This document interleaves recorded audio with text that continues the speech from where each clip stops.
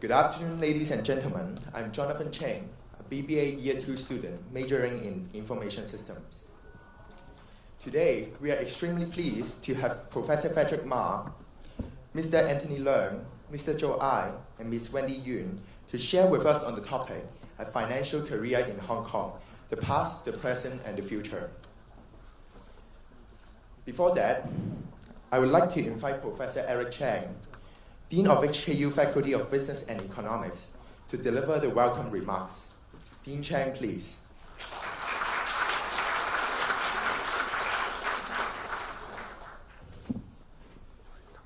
Professor Ma, Mr. Leung, Mr. Ai, Ms. Yun, honorable guests, alumni, students, ladies and gentlemen, good afternoon.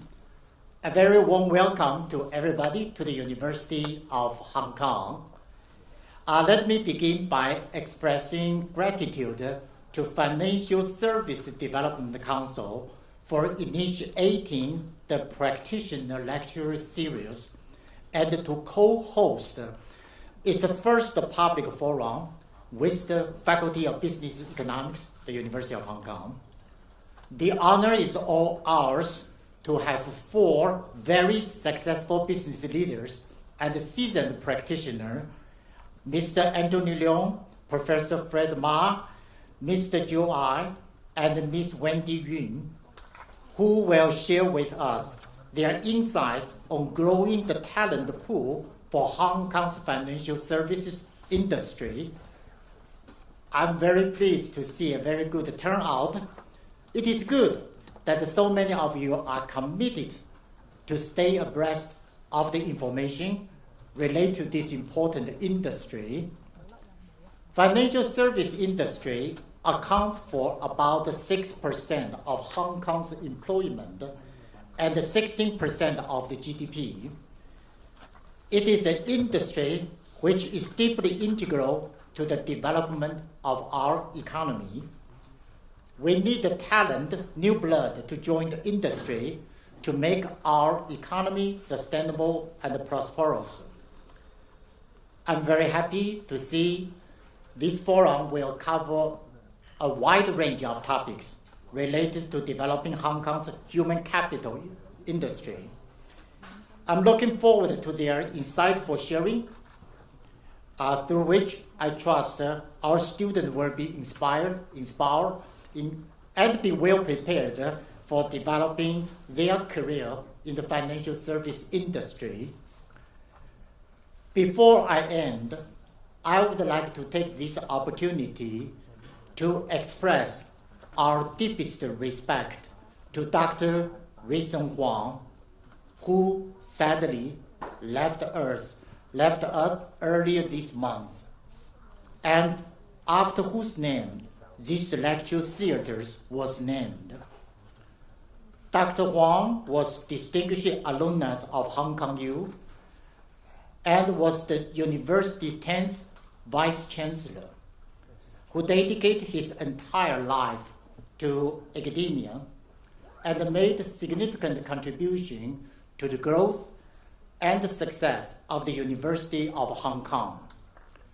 I personally feel that holding today's forum at the Rison Huang Theater is particularly meaningful, as this forum certainly embodies the conviction of Dr. Huang, that is, the university will serve as the fountainhead of inspiration for knowledge and discovery.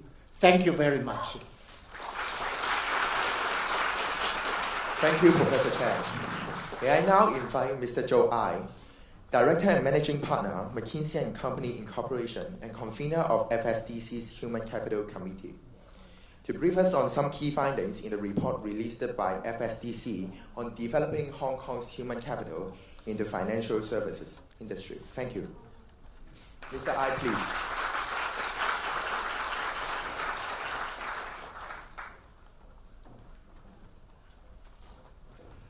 Thank you.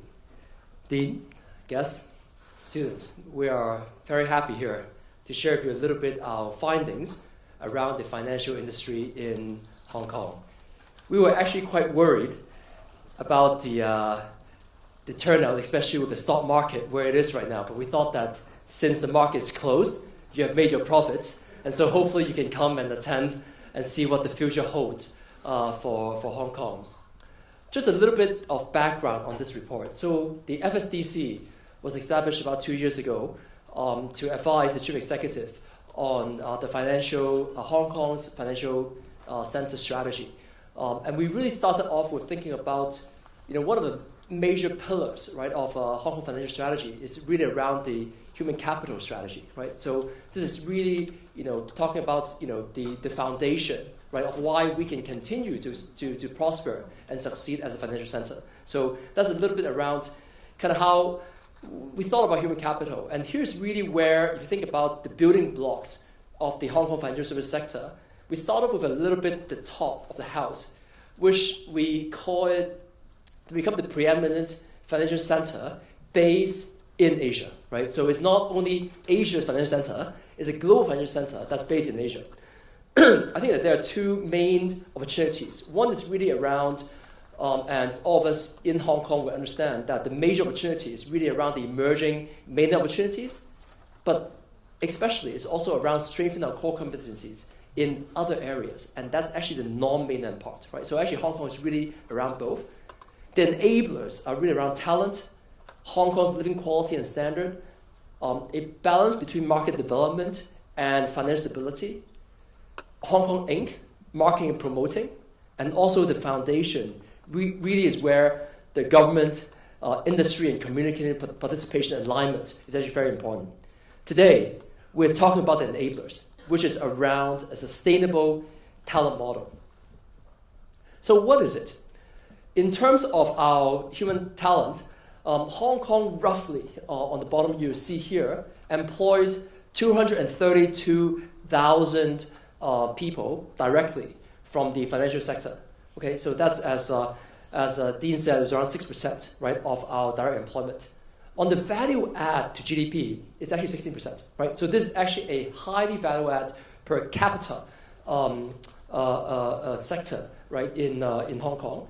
And that's really where, as we think about going forward, you can imagine that number, at least in our perspective, will continue to actually grow and will likely, relative to some of the other sectors in here, in terms of growth rates and prospects, we think it's actually rather bright. And in many ways, that's good news for all of us young people. The profile of the workers in this area, really, you see here, oops, let me go back a little bit. Yeah, it's really around, you see here, it's on the right-hand side. This is also a rather educated population, right? So in terms of post-secondary, it's really where, again, disproportionate, right, of financial industry is actually also from the post-secondary population. And so in many ways, it's also seen a little bit as a slightly more elite. Now, I'll come back to this because it's actually very important. For Hong Kong to succeed as a global financial center, it's very important that our financial center human capital is of global standard, right? And that means in all aspects of what we do is actually very competitive. And that's not competitive even within Hong Kong, it's competitive around Asia, competitive on a global scale. We did a lot of research around what do you mean by the 232,000 employees in the financial sector. And this is actually one of the slightly interesting picture. You may not see this picture a lot in your daily life. But as you think about the different sectors in financial, right? First of all, the first observation is there's actually quite a lot of sectors, right? And this is actually not all of them. We try to lump everything into here, but from asset management to private banking, to retail and corporate banking, to financial advisory, brokerage, insurance, investment banking, and I think we lumped a lot of the private equity and all those into asset management. You see here that actually there are front office jobs, there are mid office jobs, there are back office jobs. A lot of us, as we read the Financial Times or we read some China Morning Post, we always catch the headline of, oh, the investment banker, right? That's actually making so much money, right? Or there's some scandal, right? Involving some high-profile bankers who spend too much money, right? So you see that all the time. It catches the headline. But at the same time, you think about how can the financial sector employ over 200,000 people, you understand that actually there's a lot of different profiles and different job nature, right, in this industry. That is actually a point that sometimes we either misunderstand, right, or we underestimate actually what is the depth, right, of the financial industry. When we did a little bit of a survey around where is the growth areas, we highlighted them in red and in orange here. You'll see that many of the growth area in the financial services sector is not only in the front office, but really across all areas. That includes in the mid office, in the back office. These are jobs such as risk management, compliance, legal, IT, operations. And it's actually quite interesting as we did this research and we start to do a lot of surveys among students. One of the things that we hear a lot is that, well, it's very difficult to get into the financial services industry. But when we ask them, what did you do? They say, well, I applied for these 5 jobs out there. I didn't get in. So there's no hope for me in the financial service sector, right? And as we broadened the discussion, it was actually very clear that having a better understanding of the nature, the diversity, the depth of this sector is actually quite important for all of us trying to make this a sustainable sector for us in terms of how we can develop the talent pool in all of these. So this is actually quite important, and in many of these areas, I think that there is a notion of growth. When we actually ask each one of these, what do you expect over the next few years on growth? We surveyed over 90 financial institutions. Most of them said between 5 to 15% in terms of headcount growth. Right? So again, you go back to, I think that there are very few sectors in Hong Kong today, over the next few years, would say that they're looking at 5 to 15% headcount growth, right? So this is actually one of them. So what are the key themes here? So there are a couple ones here, right? The first one, I said that there is a thirst for financial talent. I think over most of the interviews that we have done, I think that there is a sense that there is a bit of a lack of junior staff today, right? That might actually lead to sort of long-term consequences if we don't refill these places today, right? There is also a second theme here that's called matching the right talent for the right position. Because in many ways, it's also quite interesting. When we talk to the industry, they say that, well, I can't find the right people. When we talk to the applicants and the students, they said, I can't find the right jobs, right? So in many ways, in a context where our unemployment rate hovers around 3%, 3.1, 3.2%, right? It is actually quite interesting that there are people who said that I can't find the jobs, and there are lots of employers who says that I can't find the people. So what is it, right, that's causing this mismatching? What is it that we, from an academia perspective, from an industry perspective, that's not getting right, so that we're not getting the right matching, right, of the talent, right, and the right position? The third theme here is a little bit around the local talent and professionals from outside Hong Kong. There is a dynamic going on. I think as we did a lot of interviews, there's a lot of people who are talking about, well, there seems to be a lot of jobs now that are being taken up by people around the world. These include people from Europe, who not having a great economy, so they're coming to Hong Kong. People include people from mainland China, who also sees Hong Kong as a great stepping stone into the rest of the world. So there is also a lot of competition and a lot of dynamics in this whole discussion around what is it for local graduates and local students, right, and local professionals, right, in terms of our future. Lastly here, there's also a lot of comments and key themes here around our organizations, our banks, our financial institutions today less patient around developing talent. When we talk to people who have been in the industry veterans, they would say that, well, I spent 10 years, 20 years in a single institution who sent me abroad, who sent me around, who really nurtured me, who had a very long-term perspectives around this class of talent that will be the future management bench. Today, there are a lot fewer institutions who would say that. There are a lot fewer longer-term thinking, right, around our management bench in many institutions. It happens because that people are switching jobs earlier. It happens because people have a lot sort of shorter time frame. It also happens because the world is becoming a lot more volatile. There's a lot more ups and downs, right? And in the past 10 years, we have already seen in the financial sector, there's been quite a number of ups and downs that have caused enormous disruptions, right, in the way how we think about human capital. So what are the challenges? So if we think about, from the entry level, right, we do think that there is really a rising need across mid, back office talents in each one of these positions, right? And that really is a very big theme. In the front office, I think the headcount, in some ways, is limited, but at the same time, it really also requires a heightened sense of if you're actually facing clients today are much more global, right? They're also much more mainland focused. They're much more interested in people, in graduates, in entry-level people who can actually be able to converse, right, on an international level, right? And that's actually quite important, right, for all of us today. I'll talk a lot less around mid-management, but there is a lack of avenues for a lot of people in the mid-management, people who are in the, who have been in the industry for 5 years, 10 years, to think about mobility within the sector, right? There's a lot less opportunities these days to think about how to do that. The way how we can enrich ourselves through professional training, how do we do that as well, right? Something that many practitioners are plateauing in their areas. So how do we make sure that there's continued vibrancy around people in the mid-tenure who can continue to move up?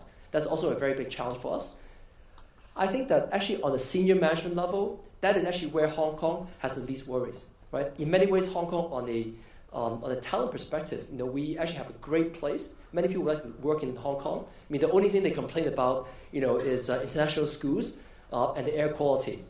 And I think that Shanghai and Beijing has not made it more attractive to live in those places. So in many ways, they find the Hong Kong air is great now relative to a lot of places around.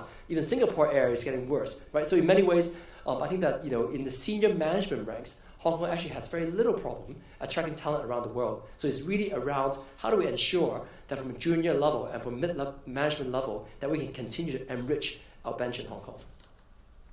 I'm not going to talk about in each one of these asset management, private banking, retail, investment banking, and insurance. There are lots of opportunities and growth trends. All I would say is that in each one of these areas, there are lots of opportunities, right? In across the board, except in very, very few areas, people are looking to hire, people are looking to groom. But the nature of this growth is different. The nature of the front, middle, and back office growth is different, right? And we need to recognize that. When we did a survey among the employers, we also asked them, what are the areas, what are the skills, right, that you would like the practitioners, right, to actually do better?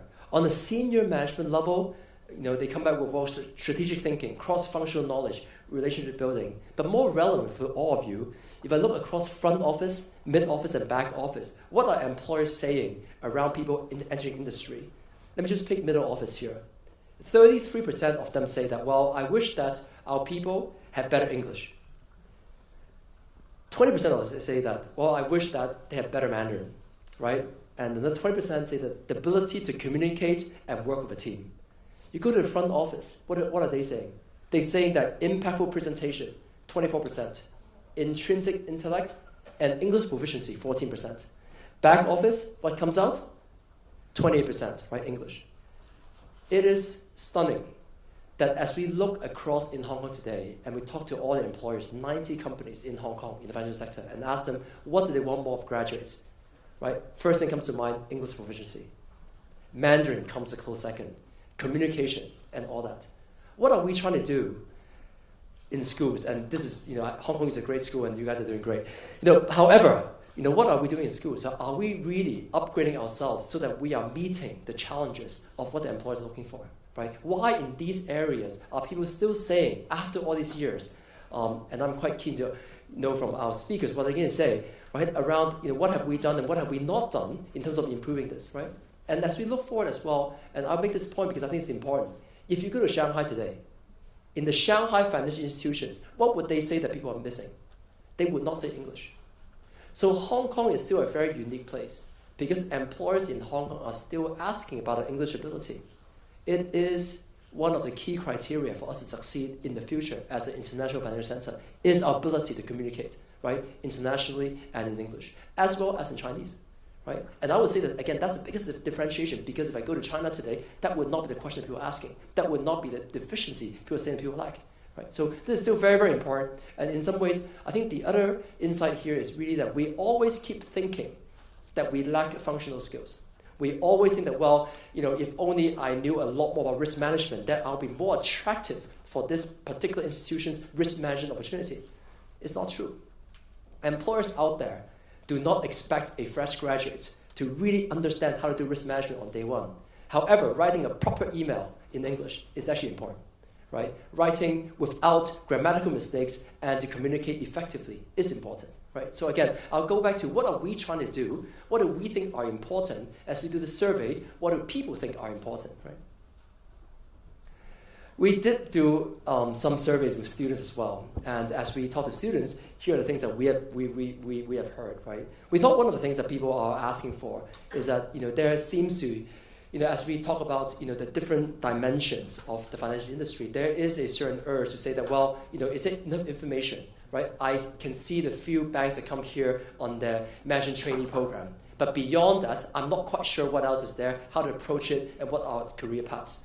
The second one is really around industry participation, right, in academia. I know that there's a lot, and there is certainly a lot in the more privileged universities. At the same time, there would be continuous as well requests for how do we get more companies to come onto campus to have more exchanges.